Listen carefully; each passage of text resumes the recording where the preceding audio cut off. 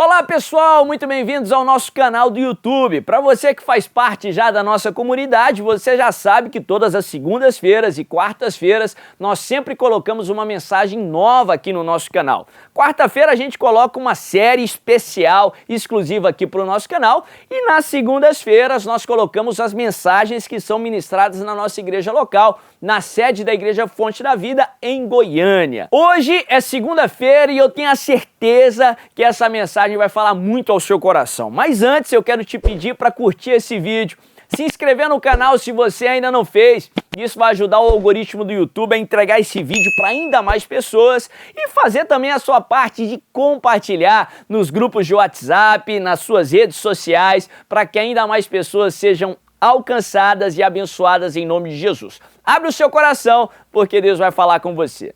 Evangelho segundo São João, no capítulo 11, as 3 ressurreições que Jesus realizou enquanto ele estava aqui na terra como 100% homem, como o verbo que se fez carne, o Deus encarnado. Ele era 100% homem, mas ele era também 100% Deus, e por isso realizou tantos milagres, sinais e prodígios que apontam aí para o fato que ele é Deus, para a sua divindade. E a Bíblia, os 4 evangelhos nos mostram que Jesus realizou 3 ressurreições, algo que só o Messias poderia fazer, o ungido, aquele que foi predito, prenunciado, profetizado pelos profetas. E a Bíblia fala que Jesus, ele realiza o milagre da ressurreição de Lázaro, que estava morto já havia 4 dias.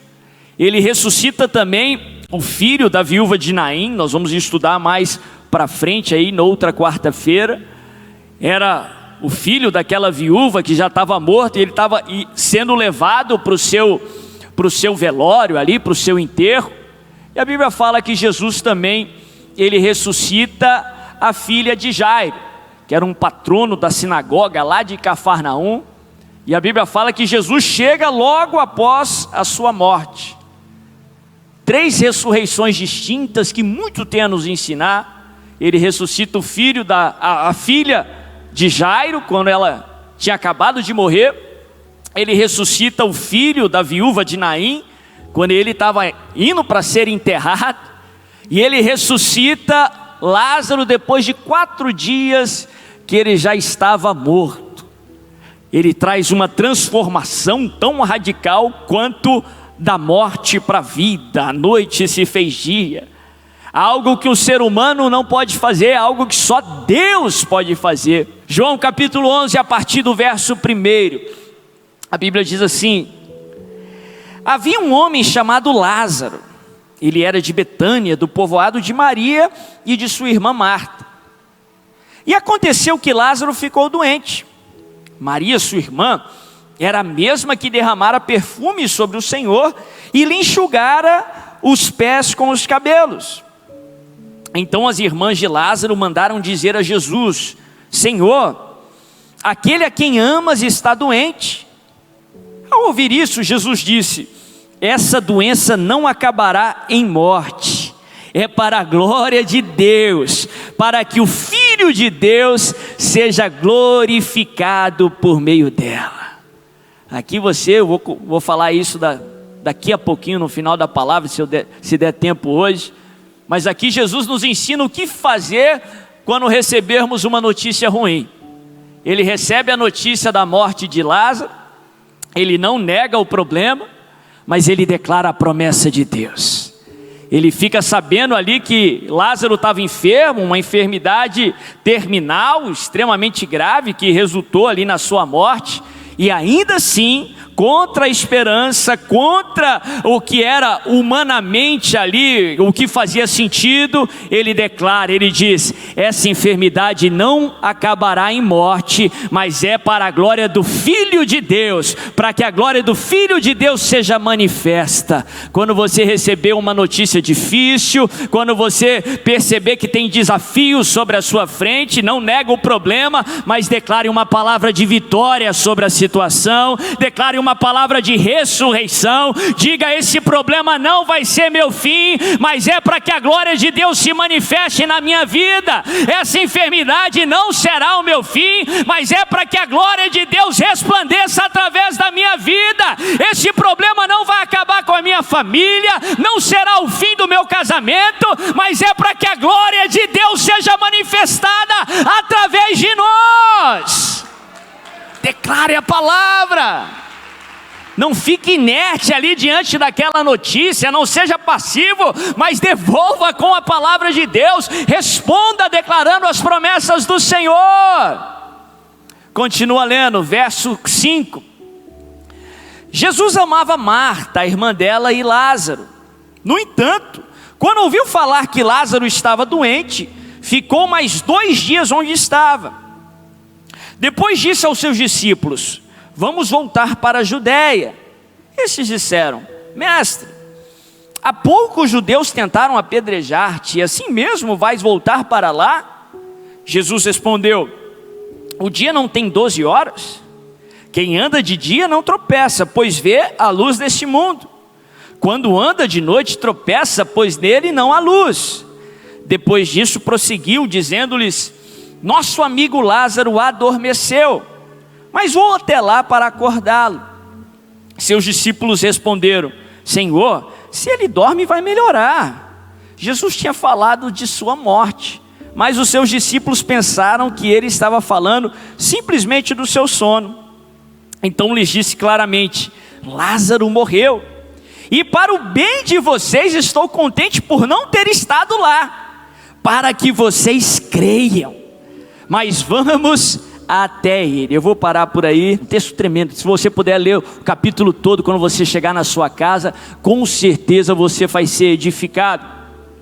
Mas eu quero compartilhar um pouco sobre esses primeiros versos do capítulo 11.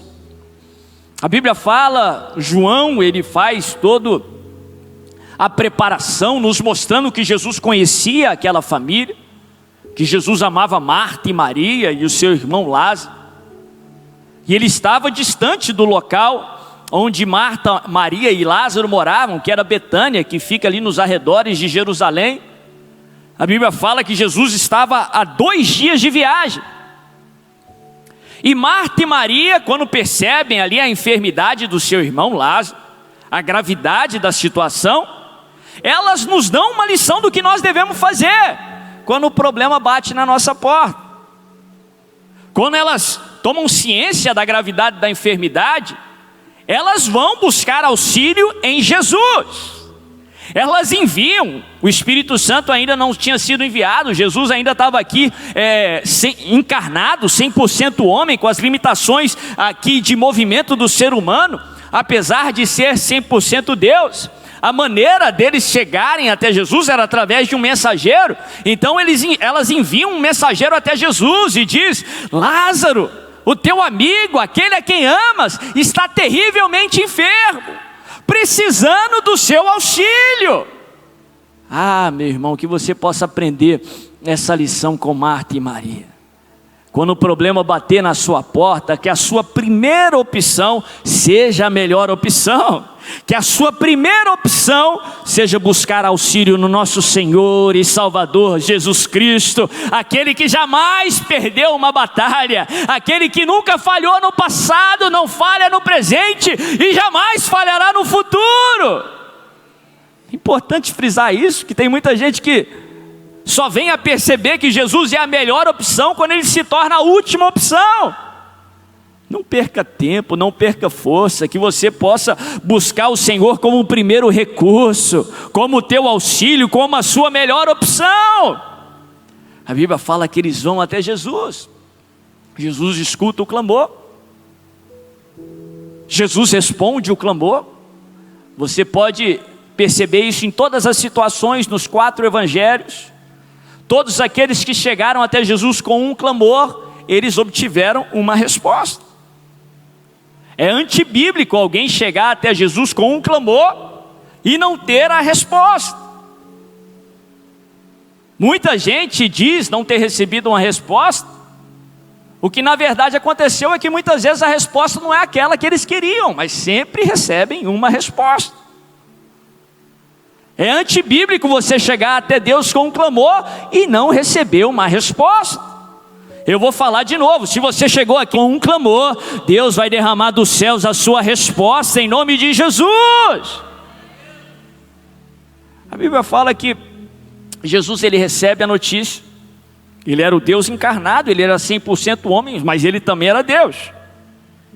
Ele sabia toda a distância. Ele sabia que eram 2 dias de viagem. E ainda assim a Bíblia fala, João é bem claro em nos mostrar ali, que ele fica mais 2 dias aonde ele estava. Quando ele finalmente vai sair de onde ele estava, ali no norte da Galileia, ele chega lá em Betânia, mas quando ele chega, humanamente falando, já era tarde demais. Lázaro já tinha morrido, já haviam 4 dias. O cheiro já estava forte, a ponto que Marta lá na frente, quando Jesus vai lá até a gruta, até a tumba onde Lázaro estava ali enterrado, ele pede para tirar a pedra. Marta fala: não faz isso, Senhor, porque ele já está cheirando mal, já fazem 4 dias. Mas eu gosto de estudar esses primeiros versos aqui de João capítulo 11, porque João é muito claro aqui em nos mostrar que apesar de Jesus ter demorado 4 dias, apesar ali dele ter chegado, humanamente falando, numa hora que já era tarde demais, em todos os momentos, Jesus jamais perdeu o controle. Em todos os momentos, Jesus jamais perdeu o controle. E se você percebeu aqui nos primeiros versos da história, que Jesus, enquanto ele falava ali com os discípulos, ele tinha um plano muito bem detalhado para aquela situação. Ele recebe a notícia que Lázaro estava enfermo. Ninguém contou para ele que no meio do caminho Lázaro tinha morrido, mas ele sabia, porque ele não era só homem, ele também era Deus. E a Bíblia fala que os olhos de Deus estão em todos os lugares. Ninguém tinha falado para ele, mas ele já sabia. A Bíblia fala que no meio ali daqueles, quando ele decide sair de onde ele estava, ele avisa os discípulos, ele diz: vamos voltar para a Judéia, vamos lá para Betânia, porque Lázaro adormeceu. Aí os discípulos, sem entender nada dos planos, do propósito do Senhor, os apóstolos do Cordeiro não entendiam naquele tempo, quanto mais nós nos dias de hoje. Eles começam a falar: mas Senhor, da última vez que o Senhor esteve ali na região, estavam tentando te apedrejar. Se o Senhor for lá, eles vão dar fim aí no teu ministério. Se Lázaro adormeceu, deixa que ele vai acordar. E Jesus mais uma vez fala: olha, adormeceu, nós precisamos ir lá para acordá-lo. Os discípulos: se ele adormeceu, não precisa do Senhor ir lá acordá-lo, ele vai acordar. Até que finalmente ele diz claramente: Lázaro morreu. O que aconteceu? Jesus demorou.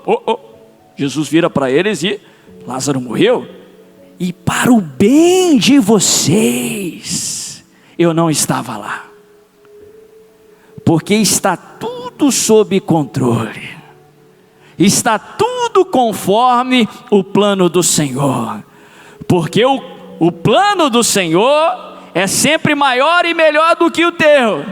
A Bíblia nos ensina que o caminho do Senhor, ele é perfeito, por mais imperfeito que ele pareça.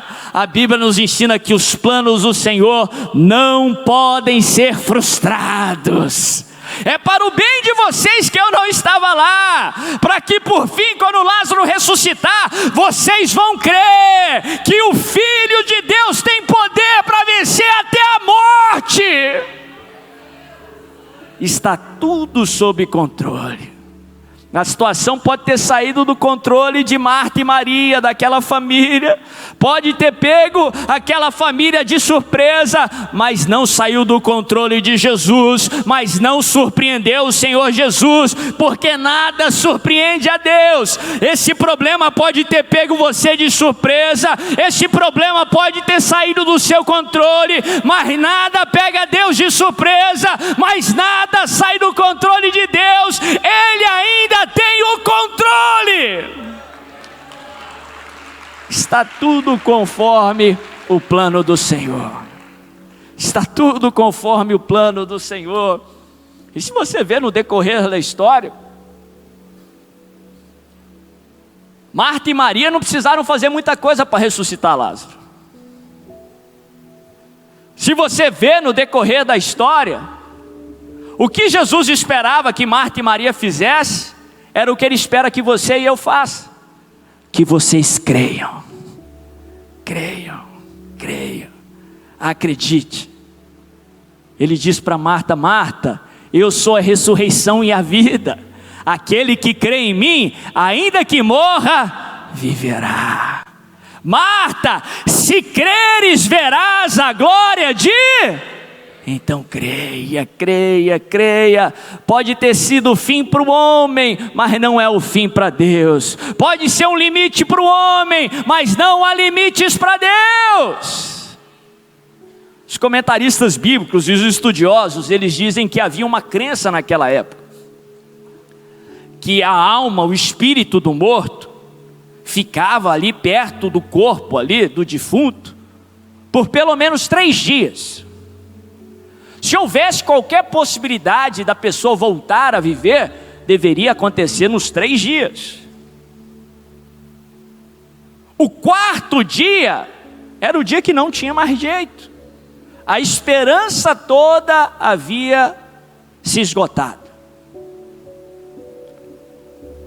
Jesus, de propósito, planejou chegar lá no 4º dia, quando a esperança humana havia sido esgotada, para ensinar para Marta e Maria, para os seus discípulos, para todos nós, que apesar da esperança humana ter se esgotado, o nosso Deus é o Deus de toda a esperança. Ele é a nossa única esperança para todo o tempo, até diante da morte. O nosso Deus é o Deus de toda a esperança.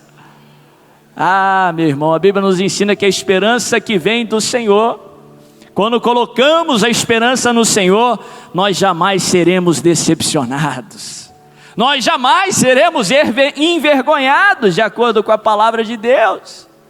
Quando a esperança humana havia se esgotado, o Senhor chega como provedor de toda a esperança, mostrando que Ele é digno da nossa confiança, Ele deve ser a nossa única esperança. Deus tinha tudo sob controle. Interessante que aprendemos com o nosso Senhor Jesus Cristo, que Ele jamais nos faz esperar em vão. Ele tem um propósito até para a espera. Ele chegou no 4º dia de propósito. Ele tinha um plano. A Bíblia nos ensina que os planos do Senhor, tão alto quanto os céus são da terra, são maiores e melhores do que os nossos. Tem uma tradução que diz os pensamentos do Senhor. A mente humana não consegue entender os planos do Senhor. Mas Deus tem um propósito, ou Jesus tinha um propósito até para o tempo da espera. Aprendemos através do nosso Senhor Jesus Cristo, do seu agir aqui, retratado nos 4 evangelhos, que Deus jamais nos permite esperar em vão. Deus nos ama demais para permitir que você espere à toa, em vão, sem objetivo. Enquanto você está esperando, não se esqueça, Deus não se esqueceu de você. Lucas capítulo 18, Jesus conta uma parábola explicando esse princípio. Ele conta a parábola sobre aquela viúva persistente, que estava precisando de um juiz ímpio e iníquo. E a Bíblia é bem clara em mostrar que Jesus, na parábola, ele conta que o juiz, ele não temia Deus, não temia homens, não se importava com ninguém, achava que ele era meio o todo-poderoso, um Deus. E a Bíblia mostra essa viúva, que para aquele contexto cultural ou sociocultural representava alguém que não tinha quem provesse para ela, quem defendesse ela. Mas a Bíblia fala, Jesus conta que ela era persistente. E de manhã, de tarde, de noite, vinha para aquele juiz dizer: julga minha causa, resolve meu problema, julga minha causa, resolve meu problema. Até que finalmente ele disse: ora, para ela deixar de encher minha paciência, de me amolar, eu vou resolver a situação dela. Aí Jesus conclui a história dizendo assim, presta bem atenção, ele diz assim: não fará, pois, Deus justiça aos seus escolhidos, que a Ele clamam de dia e de noite? Presta bem atenção aqui que essa parábola que Jesus conta é uma parábola de contraste, não é de comparação. Jesus não está se comparando ou igualando aquele juiz iníquo, pelo contrário, ele está se contrastando com aquele juiz. Deus não é alguém distante de nós, pelo contrário, Ele é o justo juiz e Ele é um Pai cheio de amor, que nos ama com amor incondicional, que quer o melhor para você, até mais do que você quer o melhor para você mesmo, que sabe o que é melhor para você, que te ama com amor perfeito. E você também, nós não somos uma viúva, que para aquele contexto sociocultural, representava alguém sem defensor, sem provedor, não. Sabe o que Jesus fala? Ele diz assim: não fará Deus justiça aos seus escolhidos. Presta atenção, você é escolhido de Deus, você foi escolhido pelo Pai. Não fostes vós que escolhestes a mim, diz o Senhor, mas fui eu que vos escolhi. Deus te escolheu a dedo, você é escolhido de Deus. É por isso que o diabo tem inveja de você. Deus te escolheu. Antes da fundação do mundo, a Bíblia fala que Deus pensou em nós, pensou em você, e Ele te escolheu. Jesus, ele conclui dizendo assim, e eu vou concluir: não fará, pois, Deus justiça aos seus escolhidos, que a Ele clamam de dia e de noite? Olha a resposta, ele diz assim: digo-vos, pois, que depressa lhes fará justiça. Em outras palavras, Deus não deixa você esperando em vão. Se Ele permitiu a espera, porque a espera é o melhor para você. Ele te ama demais para permitir que você espere à toa, sem objetivo. Se Ele está fazendo você esperar 2, 3, 4 dias, é porque Ele tem um propósito. Está tudo sob o controle do Senhor, tudo conforme os planos do Senhor. Ele tem um propósito para a espera vai ser para o seu bem. Então creia e confie no Senhor. Creia e confie no Senhor. A espera faz parte da resposta. Presta atenção, vou falar de novo. A espera faz parte da resposta. Quando você está esperando, não é que Deus não respondeu, não, Ele já está respondendo. A espera faz parte da resposta. Talvez a melhor maneira de ilustrar é através da gestação. Nós cremos na vida desde a concepção. Desde ali do primeiro dia que as células se juntaram lá, começou a gravidez, começou uma vida já nasceu, não tem meia gravidez, já começou a gravidez completa. O milagre já aconteceu, só que precisa de 9 meses de gestação. Não que é algo ruim. Deus está preparando ali o bebê, Deus está fazendo crescer, multiplicar as células. Deus está preparando a mãe, o corpo da mãe, para ser a mãe da criança. Deus está preparando você para receber o bebê, para receber a bênção. Não é que Deus não fez, Deus já fez. Talvez você não está vendo nada, mas só porque você não está vendo, não significa que Deus não está fazendo. Só porque você não está vendo, não significa que Deus não fez. Ele está trabalhando nos bastidores, Ele está trabalhando dentro de você. O milagre já aconteceu. A espera faz parte da resposta. Agora confia no Senhor. Creia que aquele que prometeu, Ele é poderoso para cumprir. Que aquele que prometeu, Ele é fiel para cumprir. Creia, porque se você crer, você vai ver a glória de Deus.